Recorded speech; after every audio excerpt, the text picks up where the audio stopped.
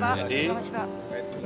kita tidak ingin menunjuk atau mendorong-dorong ormas keagamaan untuk mengajukan itu enggak. Kalau memang berminat, ada keinginan, regulasinya. Bahwa Muhammadiyah akhirnya menerima tawaran Jokowi yang 3 bulan lagi sudah akan lengser, yaitu tawaran penuh racun dan bisa.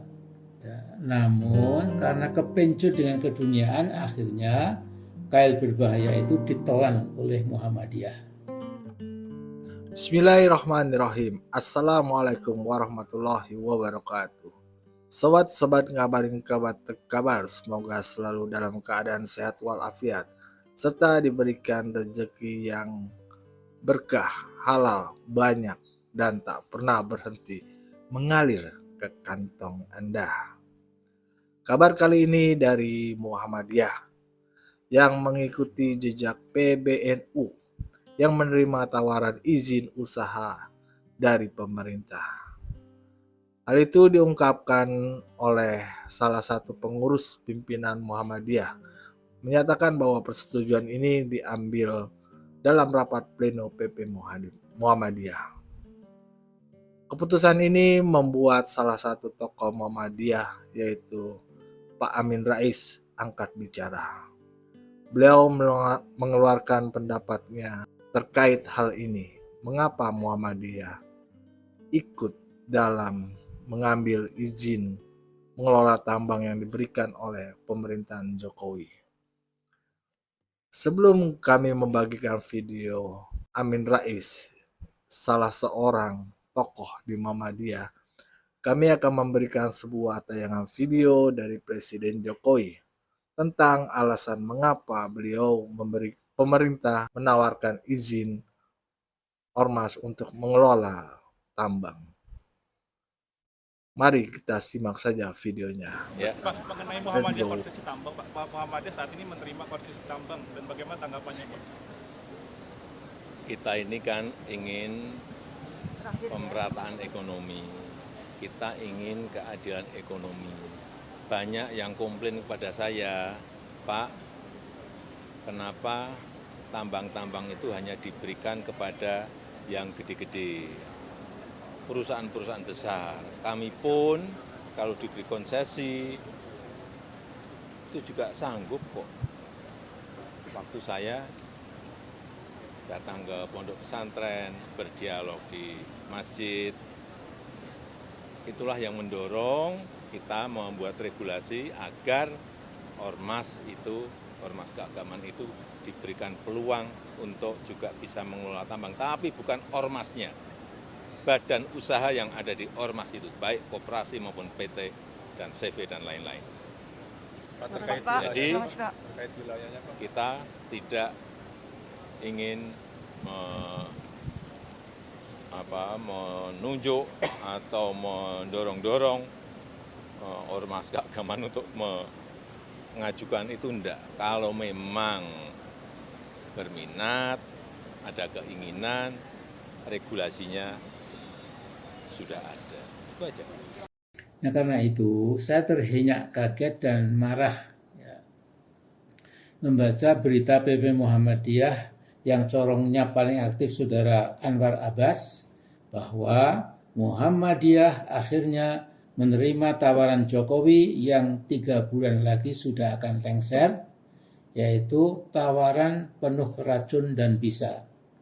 Yang semula tawaran memperoleh izin pengelolaan tambang batubara itu ibarat kail berbisa atau beracun, dijauhi oleh Muhammadiyah. Muhammadiyah tidak mau, ya, sangat sensitif itu, ya, tahu akibatnya.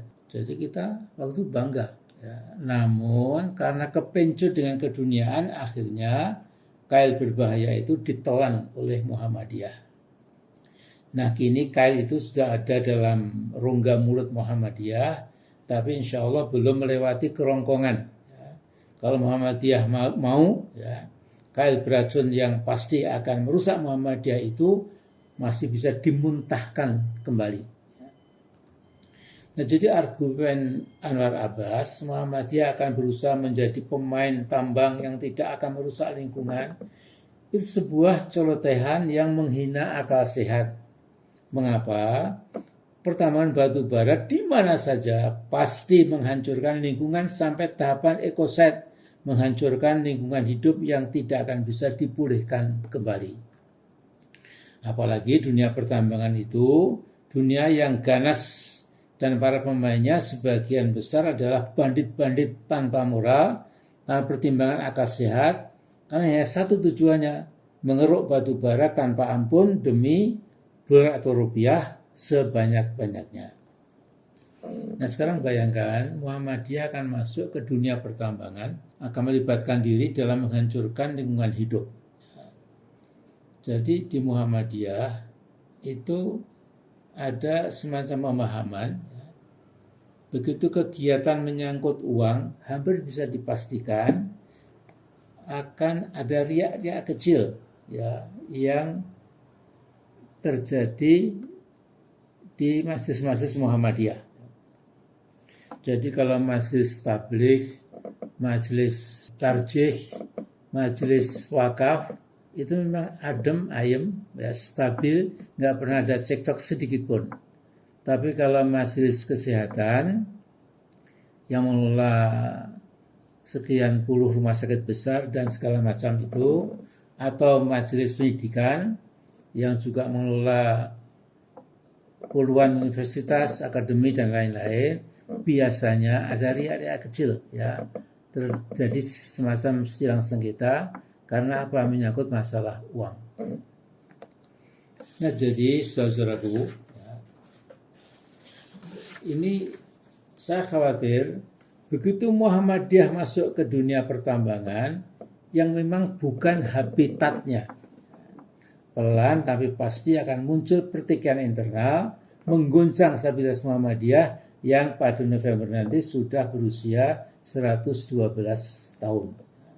Nah, sekarang mari kita lihat apa rahasia Muhammadiyah sampai berusia 112 tahun dan tetap sehat walafiat. Juga apa rahasia Muhammadiyah begitu kaya raya, merupakan ormas keagamaan terkaya di muka bumi. Jawabannya, karena Muhammadiyah sejak lahir sampai sekarang tanpa henti berkarya, bekerja dengan semangat mujahadah untuk memberikan manfaat bagi umat manusia tanpa pandang perbedaan ras, suku, tradisi, agama, dan lain-lain. Dan itu dijamin oleh Allah SWT dalam firman-Nya di surat Ar-Ra'd ayat 17. Ini saya penggal yang di tengah, berbunyi, fa'ammaz zabadu fayadhabu jufa'a wa amma ma yanfa'un nasa fayamkuthu fil ard. Adapun buih akan hilang sebagai sesuatu yang tidak ada gunanya, tetapi yang memberikan manfaat bagi manusia akan tetap tinggal di muka bumi. Demikianlah Allah membuat perumpamaan agar manusia mau memikirkannya.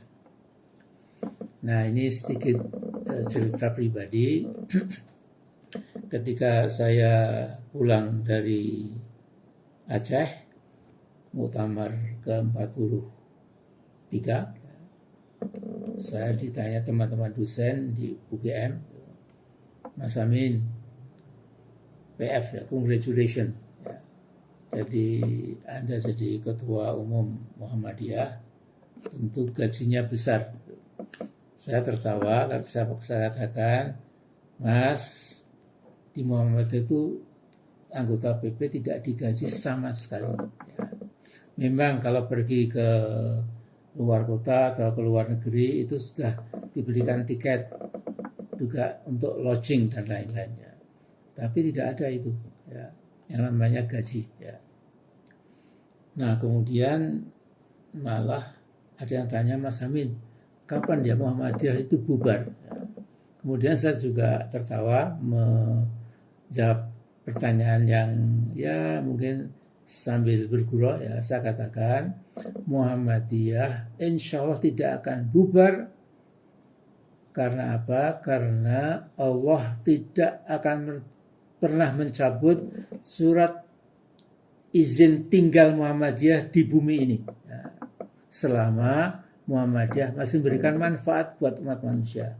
Begitu Muhammadiyah sudah mengalami kacau balau pemikiran, seperti misalnya mulai masuk ke mana, ke dunia pertambangan yang itu bukan habitatnya sama sekali, yang penuh dengan segala macam jebakan dan lain-lain, ya mungkin saja kemudian surat izin tinggal Muhammadiyah di bumi ini akan dicabut oleh Allah.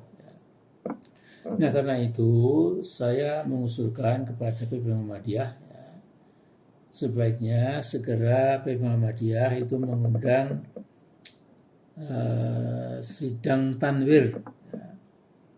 Jadi sidang tanwir adalah lembaga tertinggi setelah Muktamar Muhammadiyah. Kalau Muktamar terlalu berat dan mungkin juga waktunya itu tidak bisa pendek. Kita perlu waktu pendek, jadi saya kira sidang tanwir segera diselenggarakan, bisa di Jakarta, bisa di Jogja, kemudian seluruh ketua PBM hadir, kemudian seluruh ortum juga ada hadir. Ya. Saya yakin insya Allah kalau dibawa ke sidang tanwir, maka keputusannya pasti cabut kembali. Ya, penerimaan Muhammadiyah ya, terhadap izin pertambangan batubara itu. Jadi saya kira begitu. Kemudian beristighfarlah ya, sebanyak mungkin. Ya. Insya Allah dengan istighfar itu Allah akan menunjukkan jalan yang lebih terang, lebih cerah, lebih jelas membedakan mana yang hak, mana yang batil, mana yang penuh manfaat dan mana yang penuh mudarat. Saya kira itu saja, saudaraku yang saya hormati dan cintai, keluarga besar Muhammadiyah se-Indonesia. Assalamualaikum warahmatullahi wabarakatuh. Ya, begitulah sobat-sobat ngabarin kabar masukan kritikan kepada Muhammadiyah yang dikabarkan sudah menerima izin tambang dari pemerintah. Tapi pemerintah kan hanya menawarkan ya, tidak mendorong-dorong. Dan itu diserahkan kembali kepada ormasnya, mau mengambil atau tidak. Begitu kata Pak Jokowi, terserah. Pemerintah hanya memberikan peluang kepada siapapun warga negara atau ormas lah yang ingin mengelola tambang. Wassalamualaikum warahmatullahi wabarakatuh.